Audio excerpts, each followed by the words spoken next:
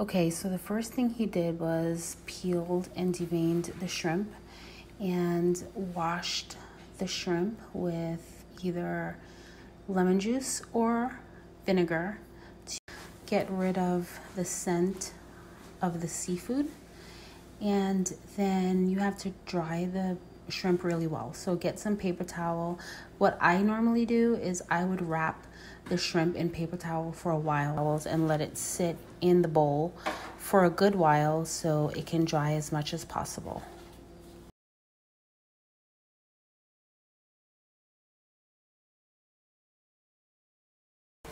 So he put the shrimp into the breading and he's just tossing the shrimp to get everything coated.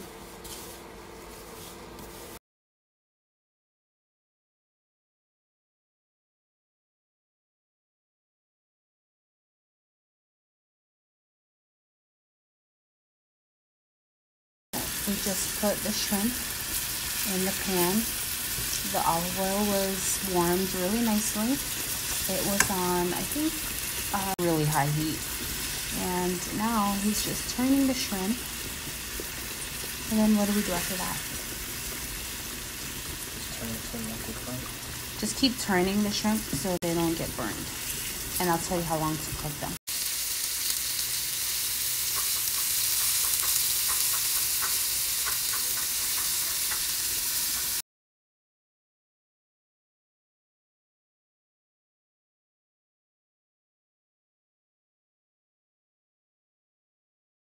He's about to make the scampi sauce.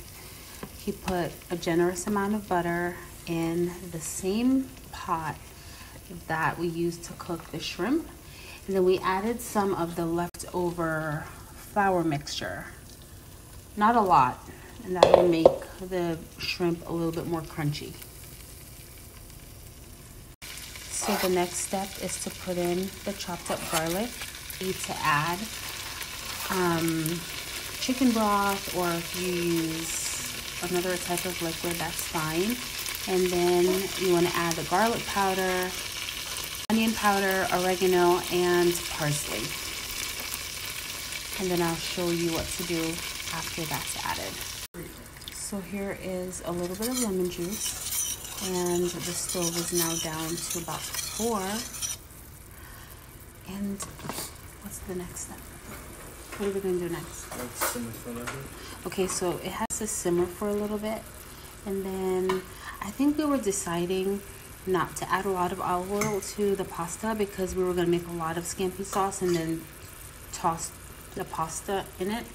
But I think what we've decided to do is to just spoon the pasta into the bowl and then put a little bit of scampi sauce on top of each person's plate. I think that's what we're going to do this time. So the shrimp is all finished being cooked, and here is the scampi sauce. And I think what Milt said he is going to do is just pour some of the scampi sauce over the shrimp, which would be over the pasta. But you can do it either way you like. You can, put the sauce on the pasta and then put the shrimp on top of that. Do whatever you like.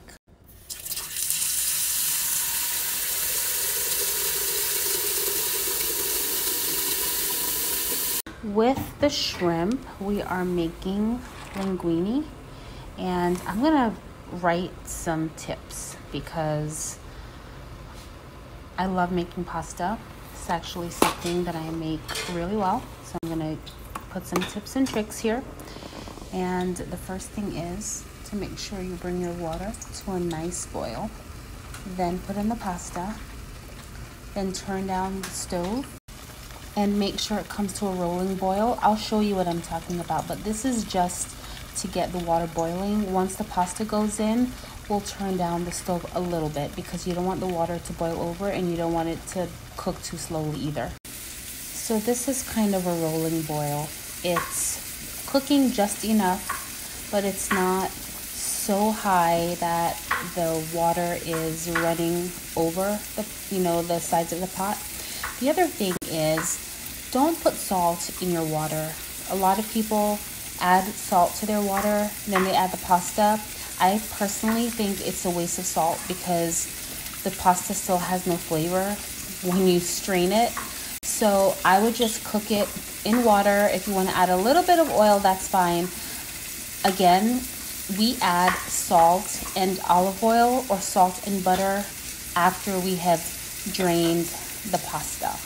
So when you're finished with that, that's when I would also add the salt. Again, don't be afraid of the salt. You want the food to have some flavor. I mean, don't overdo it, but don't be afraid to add seasoning to your food. The other thing that's amazing is Italian seasoning.